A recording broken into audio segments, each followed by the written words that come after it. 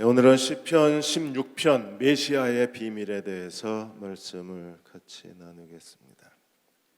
지난 15일 저녁에 프랑스 파리의 그 노트르담 대성당이 불이 났습니다. 그래서 800년 된 목재 거의 한 3,000평 되는 그 나무를 베어다가 이 노트르담 대성당을 지었는데 이게 불이 나서 철탑이 무너졌습니다. 프랑스 혁명 그리고 세계 1차, 2차 대전에도 버텨왔던 노트르담 대성당인데 이번에 불이 나서 철탑 부분이 붕괴가 됐습니다. CNN은 노트르담 성당이 없는 파리는 있을 수 없다고 보도를 했고, 워싱턴 포스트지는 프랑스가 심장을 잃었다고 했습니다. 그리고 프랑스 일간지들은 파리의 보석이 손상을 입었다고 했습니다. 시편 16편은 메시아의 보석과 같은 시입니다. 메시아의 심장과 같은 시입니다. 16편 표제에 보시면 다윗의 믹담이라고 쓰여져 있어요. 믹담이라는 이 뜻이 황금이라는 뜻이 있습니다. 그래서 이 시는 메시아의 황금의 시라고 말하기도 합니다. 또 이 믹담이라는 이 단어의 뜻이 보석이라는 뜻이 있습니다. 그래서 에인즈 워스 구약 신학자는 이건 다윗의 메시아에 대한 보석 같은 아름다운 시라고 했습니다. 그리고 알렉산더 박사는 믹담이라는 이 단어가 비밀 또 계시라는 뜻이 있기 때문에 교리적으로 영적으로 예수 그리스도가 어떤 분이신지 예수님의 귀한 비밀에 대한 시가 시편 16편이라고 했습니다. 그러므로 초대교회 교부였던 제롬 그리고 어거스틴은 말하기를 이 시편 16편이야말로 메시아의 고난, 메시아의 죽음, 메시아의 부활 그리고 메시아의 승천에 대해서 노래한 가장 비밀스러운 하나님의 계시의 시라고 고백했습니다. 먼저 16편 1절을 보겠습니다. 1절에 보시면 하나님이 지키시겠다고 말씀하셨어요. 하나님이여 나를 지켜주소서, 내가 주께 피하나이다. 하나님은 어떤 분이십니까? 엘로힘, 전능하신 하나님. 전능하신 하나님, 우리가 고난당할 때 우리의 일생, 우리의 고난, 우리가 경험하고 있는 모든 일들을 우리는 하나님께 의탁할 수 있어요. 그분은 전능하신 하나님이시기 때문에 어떤 상황에서도 우리를 지켜주실 수 있는 하나님이십니다.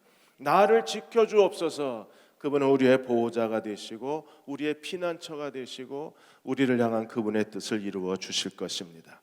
내가 주께 피하나이다. 우리는 항상 전능하신 하나님께 이렇게 고백해야 합니다. 내가 주께 피하나이다. 피한다는 단어의 뜻이 뭔가요? 마치 경호원들이 그 대통령을 둘러싸고 있는 것처럼, 지난번에 베트남에 갔을 때에도 김정은이 탄 차를, 위원장이 탄 차를 북한 경호원들이 완전히 에워쌌어요. 그런 것처럼 하나님이 우리를 에워싸서 우리를 보호하시는 겁니다. 마치 목자가 양들을 보호하는 것처럼 하나님이 자기 백성을 첫날부터 마지막 날까지 지켜주시는 하나님이십니다. 우리도 그 하나님께 피하며 하나님 앞에 기도해야 합니다. 주여 나를 지켜주소서. 그때 하나님은 놀라우신 방법으로 우리를 지켜주실 것입니다. 영국의 BBC에서 안드레아스 그라프에 대한 그 뉴스를 한 적이 있었습니다. 전에 한번 들려드렸었는데 그 사진을 여러분께 보여드리고 싶었습니다. 안드레아스 그라프에게 3살 된 아들 줄리우스가 있는데 이 아이가 백혈병입니다. 그래서 아이를 치료하기 위해서 남은 연차 휴가 다 썼는데도 아이는 낫지를 않았습니다. 그래서 할 수 없이 이 아버지가 회사에 무급 휴가를 신청을 했습니다. 월급 받지 않고 휴가를 하겠다고 제안을 했어요. 그러자 회사의 중역들이 월급을 받지 않으면 아이 치료비는 어떻게 감당해야 되나, 그래서 회사 중역들이 고민이 됐어요. 그래서 회사 직원들에게, 전체 회사 직원들에게 이 소식을 알렸습니다. 백혈병을 앓고 있는 아들을 치료해야 되는데 무급 휴가를 신청을 했는데 월급을 받지 않으면 이 아이 치료하기 어려운데 우리가 무슨 도와줄 방법이 없을까? 그러자 그 회사 직원이 650명이었는데 650명이 전부 자기들이 근무 시간 외에 5시간씩 더 근무하겠다고 자원을 했어요. 그래서 650명이 전부 자기 근무 시간 외에 5시간을 더 근무해 준 겁니다. 이 안드레아스 이 직원을 위해서 그 아들 줄리우스 백혈병 치료 마음껏 하라고. 그래서 넉넉한 그 유급 휴가를 직원 동료들이 만들어진 거예요. 이 아들을 돌보다가 아내가 아들과 같이 병원에 가다가 아내가 교통사고로 또 죽어요. 그런 절망 속에서도 끝까지 이 아들 백혈병을 치료할 수 있었던 것은 회사 동료들의 그 큰 사랑 때문에, 그들이 보여준 그 따뜻함 때문에 안드레아스는 포기하지 않고 아들을 계속 돌볼 수가 있었습니다. 하나님께 의탁하면 하나님은 정말 우리가 생각하지도 않은 방법으로 우리를 보호하시고 우리를 지키시고 우리의 길을 여시는 하나님이십니다. 하나님이 어떻게 지키실까요? 오늘 크게 세 가지, 하나님의 복, 하나님의 유업, 그리고 하나님의 생명의 길, 세 가지로 우리를 지키시고 이 세 가지 하나님의 은혜로 예수 그리스도가 우리의 메시아가 되도록 하나님께서 인도하셨습니다. 먼저 16장 2절과 4절에 보시면 하나님의 복에 대해서 다윗이 하나님을 찬양했어요. 2절에 내가 여호와께 아뢰되 주는 나의 주님이시니, 오직 하나님 홀로 주권자이시고 하나님 홀로 통치자이시며 하나님 홀로 우리의 아버지이십니다. 주는 나의 주시오니. 하나님이 우리도 똑같은 고백을 할 수 있어요. 주는 나의 주십니다. 나의 유일한 하나님이십니다. 그분이 나의 아버지이십니다. 하나님은 나의 전능하신 주권자이십니다. 주님도 우리에게 주는 나의 주가 되신 분이세요. 그분이 우리에게 무엇을 하셨어요? 주밖에는 나의 복이 없나이다 했어요. 오직 하나님만이 우리의 복이 되셨어요. 오늘도 하나님이 오직 하나님만이 우리의 복이 되신 하나님이심을 믿으십니까? 그분은 우리에게 무관심이 아니라 저주가 아니라 우리에 대해서 징계가 아니라 우리에 대해서 하나님이 분노가 아니라 하나님은 나의 복이 되신 하나님이십니다. 하나님은 어떻게 우리를 축복하실까요? 3절에 보시면 땅에 있는 성도들은 존귀한 자들이니 나의 모든 즐거움이 그들에게 있도다. 그 히브리어 원문에는 이렇게 되어 있습니다. 나의 선함은 주님을 위한 것이 아니며 땅에 있는 성도들과 존귀한 자들을 위한 것이니 그들이 나의 즐거움입니다. 여러분, 하나님의 복의 가장 중요한 핵심 사상이 있어요. 이게 하나님의 복입니다. 하나님의 복이 뭐예요? 예수님이 이 땅에 오신 목적은 이 땅에서 성육신하셔서 그분이 죽으시고 부활하신 목적이 누구를 위한 거냐 하면 땅에 있는 성도는 존귀한 자들이니 그들의 나의 즐거움입니다. 주님이 무엇 때문에 십자가에 죽으시고 누구를 위하여 다시 부활하셨나요? 땅에 있는 성도들, 우리를 위하여 주님이 고난을 당하시고 침뱉음과 조롱을 당하시고 그리고 십자가에 죽으시고 3일 만에 부활하신 것은 땅에 있는 성도들, 누구? 우리요. 우리는 어떤 사람입니까? 주님께 존귀한 자들입니다. 예수님이 우리를 존귀한 자라고 말씀하시고 그분이 성육신하시고 부활하고 승천하신 모든 일련의 그리스도의 구속의 행위가 우리를 위한 거라고 주님이 말씀을 하셨어요. 그들이 나의 즐거움입니다. 주님이 우리를 존귀한 자라고 말씀을 하시고 그리고 주님이 나의 즐거움은 너희라고 말씀하셨어요. 이것보다 더 큰 복이 있나요? 우리가 주님께 존귀한 자가 되고 우리가 주님의 즐거움의 대상이 된다면 주님은 가장 좋은 걸 우리에게 주실 거예요. 우리에게 가장 선한 길을 인도하실 겁니다. 날마다 의의 길로 우리를 인도해 주실 거예요. 우리가 사망의 음침한 골짜기를 다닐지라도 해를 두려워하지 않을 것은 주께서 나와 함께 하시기 때문입니다. 이게 우리의 복입니다. 그분이 우리를 가장 존귀한 자로 여기시고, 그분이 우리를 특별한 존재로 여기시고 특별하게 사랑하시고, 그리고 우리에게 주님의 모든 즐거움이 있다고 말씀을 하셨어요. 윌리엄 셰커 박사는 말하기를, 우리가 주님을 행복하는 게 아니라 주님이 날마다 우리를 행복하게 해 주시려고 모든 힘을 다 하신다 그랬습니다. 왜요? 우리가 그분에게 존귀한 자이며 우리가 그분의 즐거움의 대상이기 때문에 그렇습니다. 주님은 우리를 행복하게 하셔야 주님이 행복해지세요. 그러므로 오늘도 주님은 우리 인생에서 우리를 행복하게 만들어 주시는 하나님이십니다. 이 사실이 하나님의 복이에요. 이 복을 놓치시면 안 돼요. 하나님 뭔가 우리에게 물질적으로 더해 주시거나 우리가 원하는 걸 주셔서 복이 아니라 우리를 행복하게 하시는 분이 주님이시라는 사실이 우리의 복이 되는 거예요. 그래서 주는 나의 주시니 오직 한 분뿐인 나의 구세주이십니다.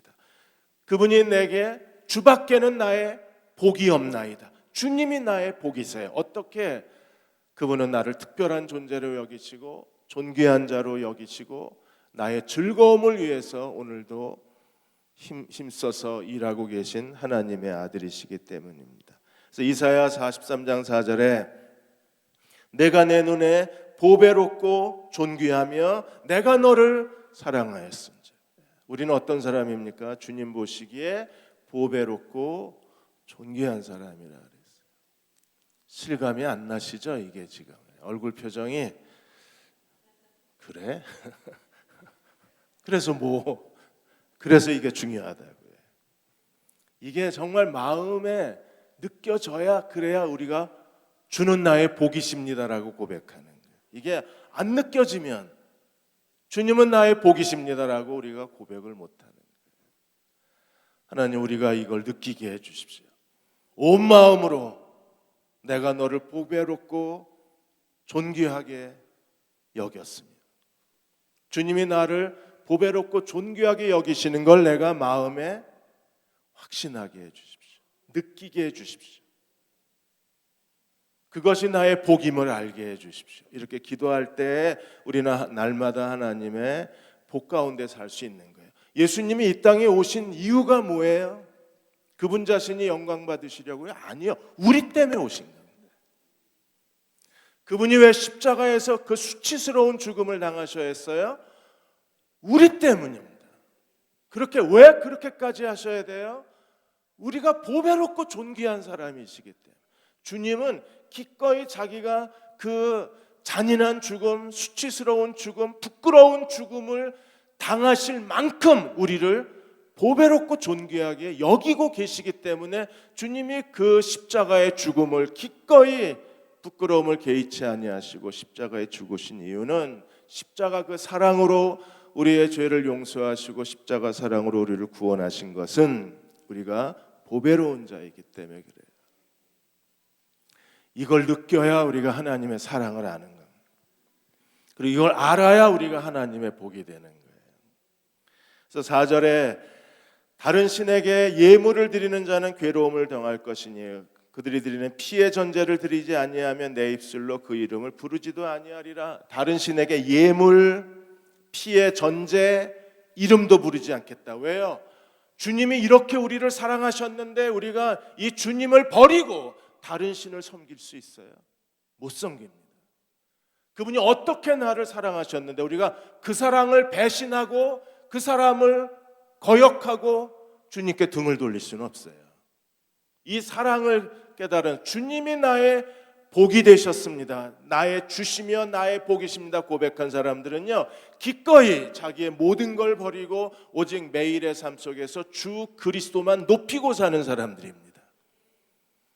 모든 우상을 버리고 오직 주님만을 존귀히 여겨야 돼요. 왜요? 그분이 나를 존귀히 여기셨기에 나도 주님을 존귀히 여겨야 합니다. 그래서 바울이 뭐라고 고백했습니까? 어떻게 하든지 전에와 같이 이제도 온전히 담대하여 내 몸에서 그리스도가 높임을 받게 하려 함이라. 그게 바울의 신앙의 목표였잖아요. 우리도 주님만을 높이고 살아야만 합니다. 헝가리에 집시 선교사 박완주 선교사가 있습니다. 이분이 산호세 한인교회에서 목회하셨던 분이, 제가 산호세에 갔을 때 이분은 이제 선교사로 준비를 하고 있었습니다. 산호세 한인교회가 자기 건물도 있고, 그리고 아주 그 중요한 위치에 교회가 있었고, 그리고 교인들도 아주 좋은 분들이셨어요. 박완주 선교사님은 다리 하나를 잃었습니다. 그 신방 가다가 교통사고가 나서, 그래서 한쪽 다리를 잃어버리셨어요. 그 보상금을 가지고, 이제 제가 듣기로는 그 보상금을 가지고 교인들하고 같이 헌금을 해서 그 산호세 한인교회를 건축했다는 얘기를 들었습니다. 근데 이분이 같이 커피 한 잔 마시면서 자기는 선교사로 나가려고 지금 준비하고 있다고 했어요. 그리고 한 1년, 2년 있다가 이제 헝가리에 집시 선교사로 떠나셨어요. 그래서 헝가리에서 10년 동안에 벌써 교회 7개를 개척하시고, 그리고 헝가리 집시들이 그를 아버지라고 부릅니다. 박완주 선교사를 아버지라고 부릅니다. 가난한 집의 9남매 중 막내로 태어나서 이분이 강남중앙교회 부목사로 계시다가 이제 산호세에 가서 교회를 개척하셨었는데, 그분의 가장 큰 꿈이 잃어버린 영혼에 대한 갈망이었어요. 그래서 안정된 산호세의 목회를 그가 뒤로하고 잃어버린 영혼, 누구도 찾지 않는 그 영혼들을 향해서 기꺼이 모든 걸 다 정리하고 떠났습니다. 그렇게 할 수 있는 이유가 어디 있어요? 그 헝가리 집시들이 이분 마음에는 존귀한 자였기에 자기가 가진 걸 다 포기하고 그들에게 가서 복음을 전해야 할 만큼 헝가리 집시는 박완주 선교사에게 존귀한 자였어요. 존귀하니까 다 포기하고 가는 거예요. 주님이 우리를 존귀히 여기신 것처럼 우리도 주님을 존귀히 여기는 자로 주를 섬겨야 합니다. 그들이 복이 있는 사람들입니다. 5절에서 7절까지 우리는 하나님의 유업을 받은 사람들입니다. 5절의 개정은 이렇게 되어 있습니다. 여호와는 나의 산업과 나의 잔에 소득이시니 나의 분깃을 지키시나이다. 세 번역에는 이렇게 되어 있습니다. 오 주님, 주님이야말로 내가 받을 유산의 몫입니다. 하나님이 우리에게 유산을 주시는데 주님 자신이 우리의 유산이라는 거예요. 얼마나 놀라운 하나님의 하늘의 유업입니까? 주님 그분 자신이 우리의 유산의 몫입니다. 주께서 나에게 필요한 모든 것을 다 주십니다. 우리의 유업으로 주신 주님이 우리의 필요한 모든 것을 다 주시는 분이십니다. 그리고 나의 운명이 그분 손 안에 있는 거예요. 그리스도가 우리의 유업이심을 믿으십니까?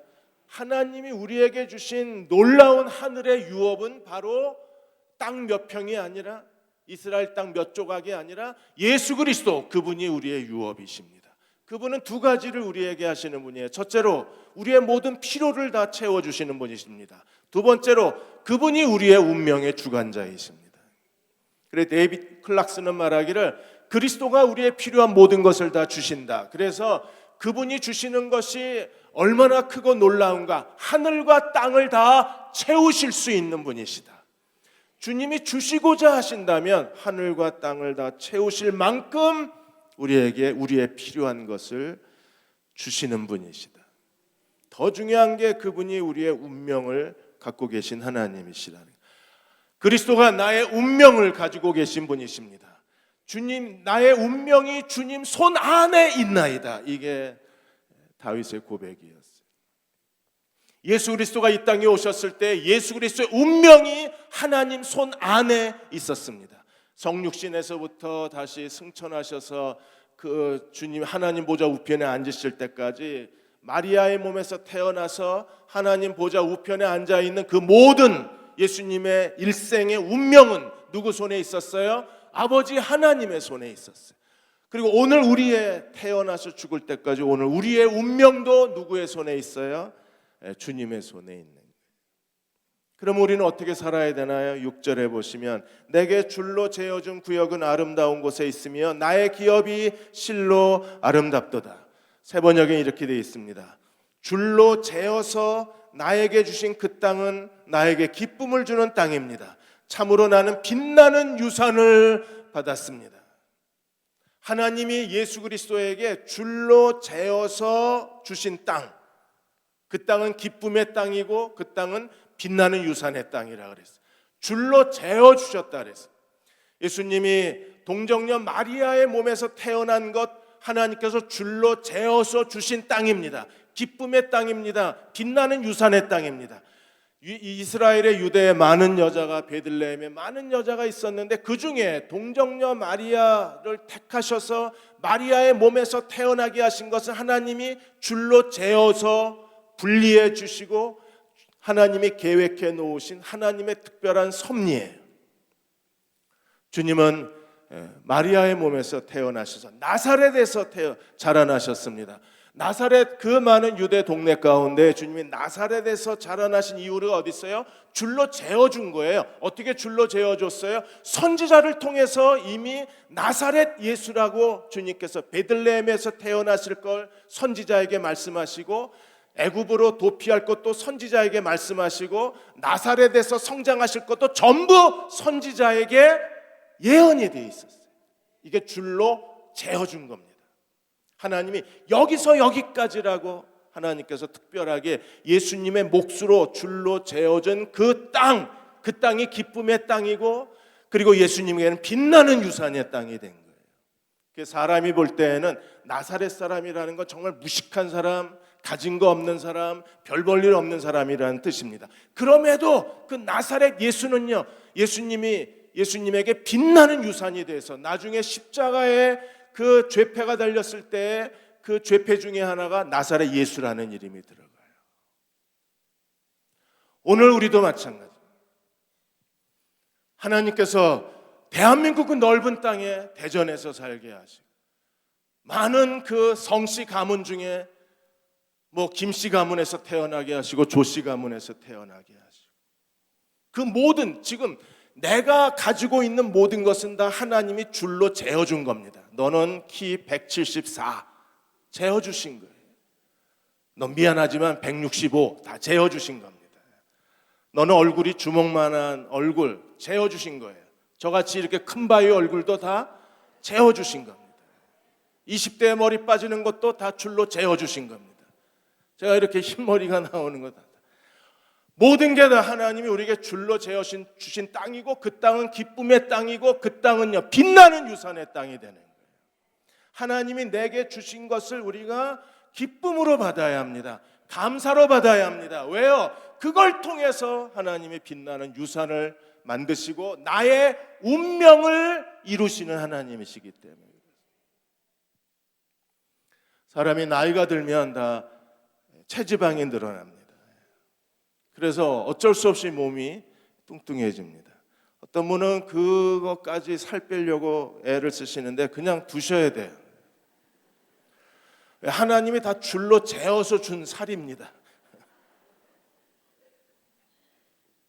내가 뭐 부주의하거나 잘못해서 그런 게 아니라요. 하나님이 이미 하나님의 계획 속에 설계 속에 그만큼 줄로 재어준 땅이에요. 내 땅이에요, 내 땅. 기쁨의 땅입니다. 빛나는 유산의 땅입니다.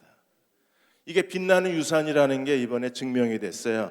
한림대 동탄 성심병원 그 의료팀이 65세 이상 17만 639명을 무려 5년 동안 조사를 해서 이 체중이 건강에 미치는 영향을 조사했습니다. 그러니까 조금 과체중인 사람이요, 그렇지 않은 사람에 비해서 사망률이 적고 치매에 걸릴 확률이 적고 우울증 확률이 적고 그리고 폐질환으로 죽을 확률이 적고 심혈관에 걸릴 확률이 적었어요. 조금 뚱뚱한 사람이 좋습니다. 그러니까 주신 대로 감사, 기쁨의 땅입니다. 이 땅은. 자꾸 그렇게 살 빼려고 애쓰지 마십시오. 그냥 각자 하나님이 자기에게 맞게 하나님이 땅을 분배해 주신 거잖아요. 체중도 내 땅입니다. 거기 빛나는 유산이 있는 거예요. 내가 지금 살고 있는 태어나서 지금까지 걸어온 모든 삶의 여정이 하나님이 다 줄로 재어서 특별히 나에게 분양해 주신 땅이라면, 하나님이 분양해 주신 땅이라면 그 땅이 내게 빛나는 땅이요, 그리고 하나님의 빛나는 유산이 되는 거예요. 우리가 어떻게 그 하나님의 인도하심을 따라 살아갈 수 있나요? 그래서 7절에 나를 훈계하신 여호와를 송축할지라 밤마다 내 양심이 나를 교훈하는도다. 나를 훈계하신 하나님, 내 길을 인도하신 하나님. 여러분, 예수님이 3년의 공생애 동안에 주님이 가장 중요한 비밀의 시간이 있었어요. 주님의 비밀한 삶의 부분이 있었습니다. 뭐가 있었어요? 주님은 밤새 혼자 동산에서 하나님과 함께 있었습니다. 왜 주님이 밤마다 홀로 동산에서 하나님과 함께 있어야 되나요? 밤마다 내 심장이, 내 양심이 나를 교훈하는도다. 그분은 하나님의 뜻으로 자기의 영혼을 채우고 하나님 말씀으로 자기의 가슴을 채우고 그리고 하나님의 인도하심으로 자기의 모든 생각을 채우셔서, 그래서 밤새 주님과 함께 하나님과 함께 머무름으로 나를 훈계하신 여호와, 내 갈 길을 지시하시는 여호와, 나를 인도하시는 여호와, 그리고 하나님의 뜻이 무엇인가를 나를 교훈하는도다. 가르치시고 인도하시고 깨닫게 하시고 섭리하시는 그 하나님의 인도하심을 매일 밤 채우고 그 다음 날은 하나님 뜻대로 순종하신 거예요.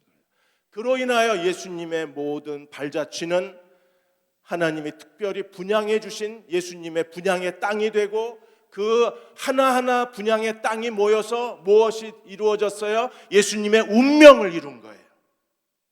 그 하나님이 오늘도 예수님을 인도하신 것처럼 우리를 인도하시는 하나님이십니다. 하나님 우리 한 사람 한 사람 운명을 갖고 계시고 여러분의 아들 딸들에 대한 운명을 가지고 계신 하나님이심을 믿으십시오. 그리고 한숨 쉬지 마십시오. 왜? 지금 그 아들 딸들의 인생이 부모가 볼 때 한심스럽고 부모가 볼 때 나태해 보이고 부모가 보일 때 저렇게 해서 뭐 어떻게 무슨 인생이 될 건가 걱정하지만 아닙니다. 하나님은 그 아이들에게 맞는 분양의 땅을 나눠주시고 계신 거예요. 그리고 그들이 순종하고 감사하고 하나님과 깊이 교제하고 나아가서 하나님의 뜻으로 채워질 수만 있다면 하나님은 자기의 계획대로 그들의 운명을 만들어주시는 하나님이죠. 오히려 하나님과 깊이 교제하는 사람이 되게 해달라고 기도해야 돼요. 밤마다 주님도 기도하시면서 아버지의 하실 일을 눈으로 보고 아버지가 하시는 일에 순종하신 것처럼 우리도 하나님과 깊은 교제를 통해서 영적 지혜로 채워져야, 그래야 하나님 하시는 일을 알고 하나님의 뜻을 알고 그리고 순종할 때 하나님이 내게 분양해 주신 그 땅이 기쁨의 땅이 되고 그리고 빛나는 유산의 땅이 될 수 있는 거예요. 우리도 주님이 사셨던 것처럼 매일 밤 주님과 깊은 교제를 나누시는 그리스도의 종들이 되어야 합니다. 그럴 때 하나님이 우리에게 놀랍게 인도하실 수 있는 거예요. 김명원 목사님이 처음 강변교회 개척하셨을 때 그 처음 나온 교인 중에 고려대학을 나오신 아주 자기 주관이 강하신 분이 계셨는데, 이분이 성경 공부를 통해서 이제 세례를 받으시고 학습을 하시고 이제 세례를 받으셨는데, 그 어머니가 아주 독실한 불교 신자입니다. 어머니가 보살이에요, 보살. 그리고 보살 중에 회장 보살입니다. 그래서 이분의 이 자매님의 기도 제목이 이제 어머니 구원이에요. 그래서 김명영 목사님한테 어머니를 꼭 한번 같이 만나줬으면 좋겠다 그래서 김명영 목사님이 가서 만났습니다. 그런데 이미 딸이, 불교도였던 딸이 교회 나간 지 6개월 만에 가치관이 바뀌고 삶의 태도가 바뀌는 걸 보고 어머니도 야, 기독교에 뭐가 있구나라고 궁금해하던 차에 이제 김명영 목사님을 만난 거예요. 목사님이 만나자마자 불교 믿으면 지옥 갑니다 이랬으면 어떻게 됐을까요? 나가 이랬을 겁니다. 그 보살 회장님이 나가 그랬을 텐데, 김명영 목사님은 그날 미리 기도하시고 정말 하나님의 지혜로 가셨어요. 그리고 뭐라 그러셨느냐 하면 참 훌륭하십니다. 다른 사람들은 돈 버는 일에 명예와 권세의 인생을 허비하는 동안에 그래도 보살님은 진리를 위해서 자기 인생을 바치셨으니 정말 제가 보기에 훌륭하신 분이십니다. 근데 보살님, 불교에도 진리가 있지만 기독교에도 진리가 있습니다. 근데 제가 볼 때는 불교의 진리보다 기독교 진리가 더 크고 완전합니다. 불교의 진리가 촛불이라면 기독교 진리는 태양빛과 같습니다. 이 기독교 진리를 듣지 않으시겠습니까? 그랬더니 보살님이 자기를 일단 인정해 준 거잖아요. 자기는 명예를 쫓지도 않고 진리를 쫓은 사람이라고 인정해 주고, 불교도 진리가 있다고 인정해 주고, 그러나 기독교 진리가 더 크다 그러니까 그러면 한번 들어봅시다. 이래서 어머니가 듣기를 시작을 한 거예요. 근데 워낙 바쁘신 분이라 몇 번 못 만나셨어요. 그런데 이분이 그 절을 가다가 다리가 부러졌어요. 그래가지고 꼼짝없이 집에 누워 있게 됐어요. 그래서 마음껏 김명영 목사님이 가서 오라 그럴 때마다 가서 복음을 전했습니다. 그리고 예수님을 영접했어요. 예수님 영접하자마자 이분이 다 절마다 전화를 해서 자기 이름 다 지우라고. 그리고 얼마나 뜨겁게 예수를 믿는지. 항상 감사하고 살고 너무 기쁨으로 예수님을 섬기며 사신 거예요. 나중에 명예권사가 되셨는데 그 이름이 박다란 권사님이십니다. 김영영 목사님 마음에는 정말 보배로운 성도 중에 한 사람으로 그분의 가슴에 남았어요. 그분은 예수님을 만나고 나서 매일매일이 빛나는 유산의 삶이었어요. 뒤늦게 예수 믿었지만 하루하루가 그분의 인생에 빛나는 유산과 같은 삶을 사셨대요. 그렇게 주님과 교제하고 주님과 동행하는 걸 기뻐하셨던 분이십니다. 사랑하는 여러분, 우리의 운명은 하나님께 있습니다. 나의 분깃이 그분에게 있어요. 우리는 어떻게 해야 합니까? 그분이 줄로 재어서 분양해 준 내 땅, 그걸 감사하고 거기에 만족하고 거기에 순종하면 그 땅이 기쁨의 땅이 되고 빛나는 유산이 될 거예요. 어떻게 해요? 매일 밤 우리가 주님과 교제해서 내 심장이 나를 가르쳐야 돼요. 그래야 우리가 하나님께 합당하게 살 수 있습니다.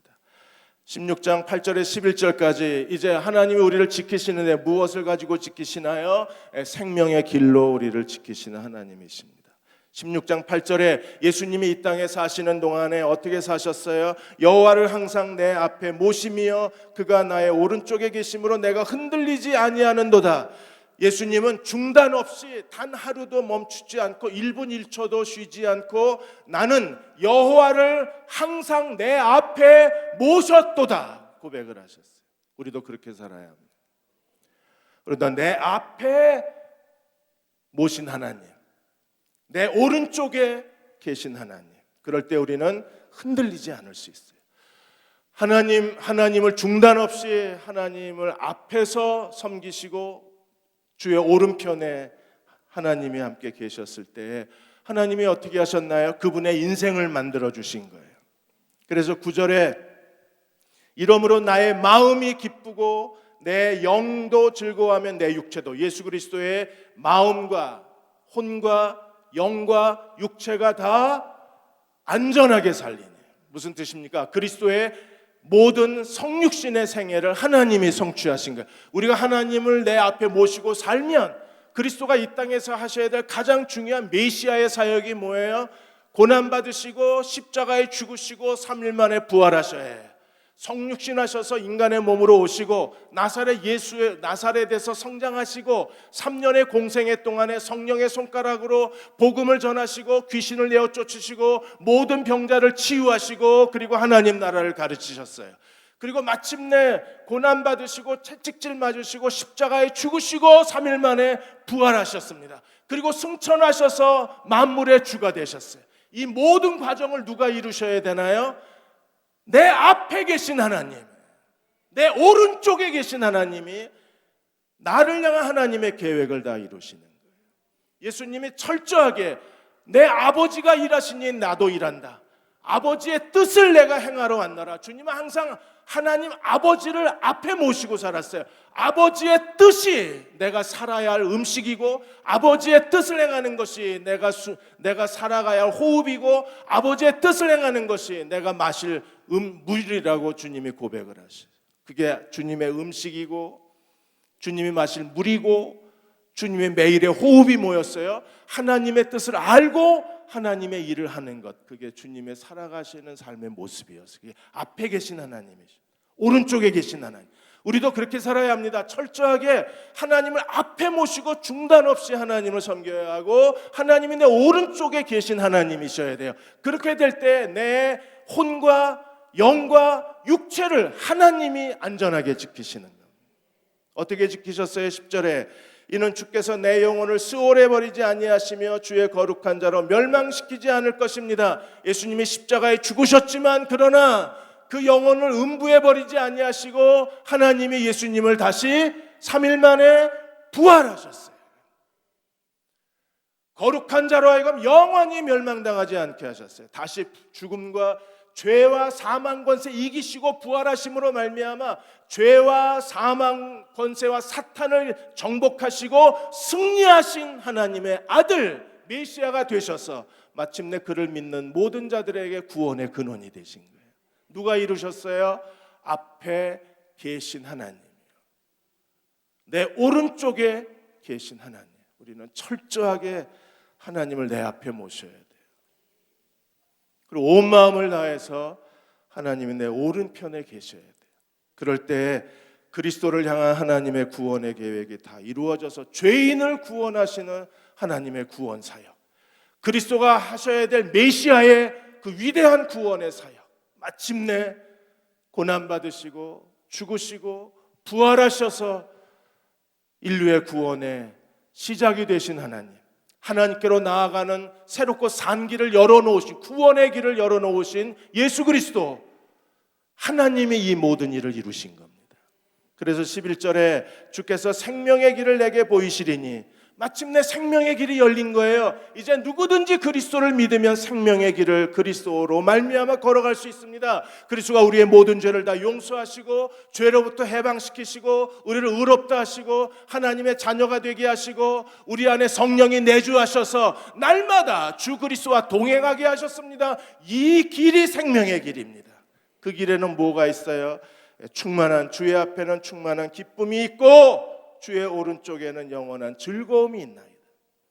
예수님이 8절에 어떻게 사셨어요? 하나님을 항상 내 앞에 모심이요 그가 내 오른쪽에 계심으로 내가 흔들리지 않는다 그랬어요. 생명의 길을 걸어가는 사람들 어떻게 삽니까? 11절에 주의 앞에는 충만한 기쁨이 있고 주의 오른쪽에는 영원한 즐거움이다. 충만하다, 영원하다 그랬어요. 충만하다는 건 무엇입니까? 우리에게 만족 위에 만족을 주시는 겁니다. 영원하다는 건 뭐예요? 오늘은 됐다가 내일은 안 된다는 게 아닙니다. 변함이 없다는 겁니다. 생명의 길을 가는 사람들은 주님을 앞에 모시는 사람들이고 주님이 내 오른쪽에 계신 하나님이세요. 예수님이 그 일을 그렇게 사셔서 그분이 이 죽음에서 내 영혼을 아버지께 의탁하나이다. 마침내 부활의 구세주가 되신 것처럼 오늘 우리도 죽음에서 부활의 삶을 사는 사람들은 항상 하나님을 앞에 모시고 사는 사람들입니다. 그곳에 생명의 길이 있습니다. 사랑하는 여러분, 주님이 우리에게 주신 생명의 길을 걸어가는 사람이에요. 생명의 길이 하나님이 우리에게 허락해 주신 하늘의 유업입니다. 생명의 길을 걸어가는 사람들은 어떻게 사는 사람이에요? 죽음의 길은 어떤 길이고 생명의 길은 어떤 길일까? 생명의 길은 하나님이 우리에게 원하시는 생명의 길은 우리가 어떤 헌신을 주님이 우리에게 요구하고 계실까요? 인도의 테레사 수녀가 한 노인의 집에 움막에 노인을 방문을 했는데 노인은 죽어가고 있었어요. 움막은 지저분하고 움막은 언제 먹었는지 먹을 게 다 썩어가고 있었고 그리고 노인은 병들어 있었습니다. 그래 테레사 수녀가 그 노인을 찾아가서 집을 치워도 되냐 그러니까 할아버지가 말도 못하고 고개만 끄덕거리니까 다 정리해주고, 정리하다 보니까 한쪽에 등잔이 하나 있었어요. 그래서 이 등잔은 쓴 지가 너무 오래돼서 테레사 수녀가 물어봤습니다. 등잔에 불 켜지 않고 지내신 것 같다고, 먼지가 쌓여 있으니까 왜 등불을 안 켜셨나 그랬더니 그 할아버지가 하는 말이, 그 등불은 우리 집에 손님이 왔을 때 손님이 찾아오기 쉽게 켜는 등불인데 오랫동안 나를 찾아오는 사람이 없어서 등불을 켤 일이 없었다고. 그래서 테레사 수녀가 얘기를 했습니다. 내가 자주 올 테니까 내가 올 때마다 그럼 할아버지 등불을 켜주시겠습니까? 그랬더니 할아버지가 그렇게 하겠다. 그래서 먹을 걸 싸들고 지나가는 길에 일부러 시간을 내어서 방문할 때마다 할아버지는 자기 그 움막 앞에다가 등불을 켜놓은 거예요. 어느 날 이제 자기가 더 이상 그 지역에 섬기지 않고 다른 지역을 섬기게 돼서, 그래서 자기가 신뢰할 수 있는 수녀에게 그 할아버지 집을 방문해 달라고 요청을 했어요. 할아버지는 2년이 채 지나지 않아서 이제 하나님의 부르심을 받았습니다. 이 수녀에게 유언을 남겼는데 테레사 수녀에게 꼭 전해달라고. 뭐라고 전할까요? 그 수녀님은 내 인생에 등불을 켜준 사람이라고 꼭 전해달라고. 그래서 그 수녀가 테레사 수녀에게 전했어요. 등불을 켜준 사람. 생명의 길은 다른 사람의 인생에 등불을 켜주는 사람. 우리가 우리 곁에 이 할아버지처럼 지치고 피곤하고 절망한 사람들이 있어요. 그들 옆에 있어주는 것만으로도 우리는 생명의 길을 보여주는 사람들입니다. 그 인생에 하나님의 등불을 켜주는 사람입니다. 등불을 켤 때마다 하나님의 빛나는 유업이 그에게 상속될 수 있을 거예요. 우리가 서로의 마음에 등불을 켜주고 서로가 서로를 생명의 길로 인도하는 그리스도의 종들이 되시기를 주의 이름으로 축원합니다. 아버지 하나님, 나의 운명이 주의 손에 있나이다. 나의 운명이 주의 손에 있나이다. 하나님이 내게 줄로 재어준 구역은 아름다운 곳에 있습니다. 밤마다 내 양심이 나를 교훈하는도다. 가르쳐 주옵소서. 깨닫게 해 주옵소서. 생각할 걸 생각하게 하여 주시고 거룩한 지혜를 종들에게 주사 주님의 뜻을 알고 주님과 동행하게 하여 주시기를 원합니다. 그렇게 살고 싶습니다. 생명의 길을 저희들에게 보여 주옵소서. 지금 우리를 죄에서 구원하신 우리 주 예수 그리스도의 은혜와 하나님 아버지의 극하신 사랑하심과 성령의 위로하고 도우시는 은혜가 오늘 고난주간 수요 예배 함께 드리고 돌아가는 모든 교우와 가정과 자녀들 위해 지금부터 영원히 함께 하시기를 간절히 축원하옵나이다. 아멘.